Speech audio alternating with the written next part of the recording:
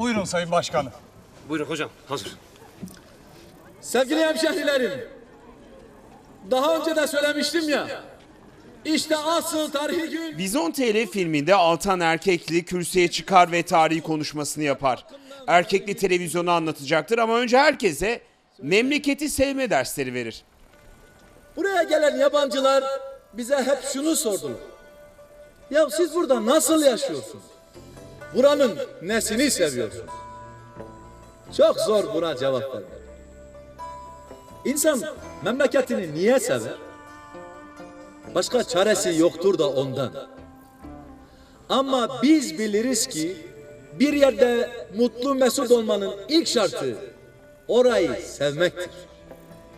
Burayı seversen burası dünyanın en güzel yeridir. Ama dünyanın en güzel yerini sevmezsen orası dünyanın en güzel yeri değildir.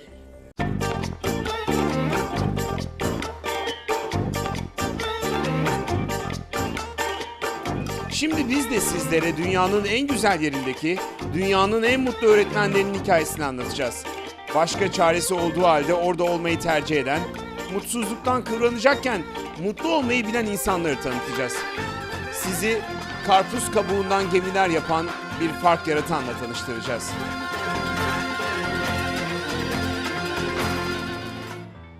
Selçuk Var. Şanlıurfa'nın Harran ilçesinde atandığında henüz 22 yaşındaydı. İlk görev yeri Harran'ın Buldum köyüne geldiğinde büyük şehirde büyümüş biri olarak aklının ilk sırasında gitmek, geri dönmek vardı. Bavulu kapının önünde duruyor, gözleri uzaklara bakıyordu. Birleştirilmiş sınıflarda okuyan ana dilleri Arapça olan çocuklarla meslek hayatına başladı.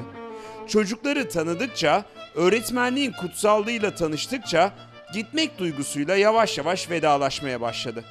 Dilini bilmediği çocuklara yeni bir dil öğretiyor ama sıkıntılardan şikayet etmek yerine yaşadığı yeri dünyanın en mutlu yerine çevirmeye çalışıyordu.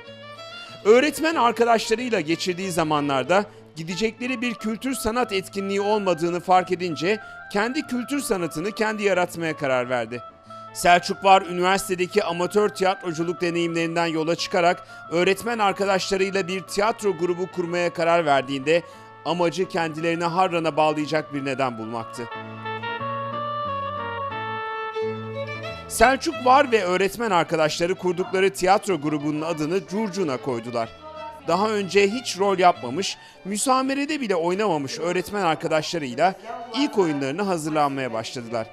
Hedefleri hem öğrencilerini ve ailelerini tiyatroyla tanıştırmak hem de Harran'ın bereketli topraklarında bir kardelen gibi açmaktı. Hoş geldiniz Anada, hoş geldiniz. Uzun bir çalışmadan sonra ilk oyunlarını 2010 yılında sahneye koydular.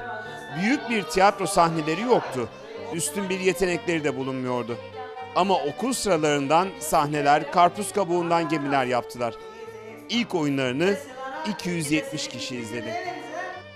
9 öğretmen arkadaşıyla birlikte oynadıkları bu oyunla daha sonra köy okullarında küçük bir turneye çıktılar.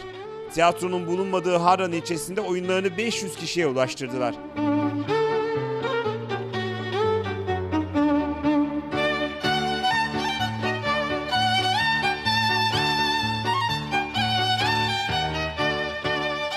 Buldum İlköğretim Okulu'nda öğretmenlik yapan öğretmenler için Curcuna tiyatro grubu hem bir uğraş oldu hem de Harran'a bağlanmak için ektikleri bir tohum.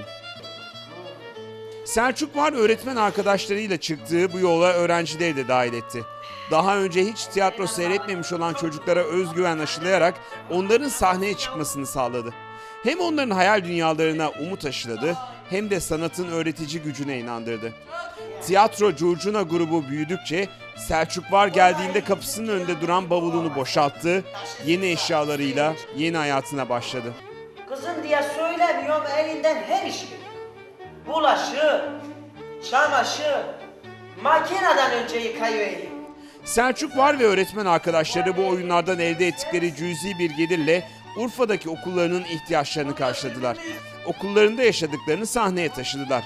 Sahneden kazandıklarını okullarına harcadılar. Harran'da okul sıkıntısı vardı. Bizim de bu okul yapımında bir katkımız olsun dedik. Ve Curcuna Tiyatro grubundan elde edilen 4500 TL'yi bir ana sınıfı yapımına bağışladık. Kendi okulumun ana sınıfı ihtiyacı vardı.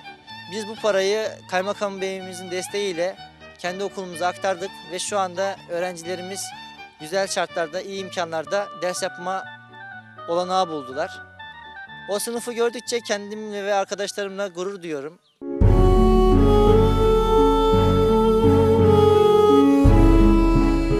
Selçuk var. Harran'a öğretmen olarak atandığında dönüş biletini de cebine koymuştu. Kendisine göre dünyanın en güzel yerine dönecekti. Sonra gittiği yeri dünyanın en güzel yeri haline getirmeye karar verdi. Sanatın gücüne tutundu. Hem kendisini hem de diğer öğretmen arkadaşlarını değiştirdi. Kurduğu tiyatro grubuyla insanları tiyatroyla tanıştırırken hem öğretmen arkadaşlarının hem de Harranlı çocukların hayatında kocaman bir fark yarattı.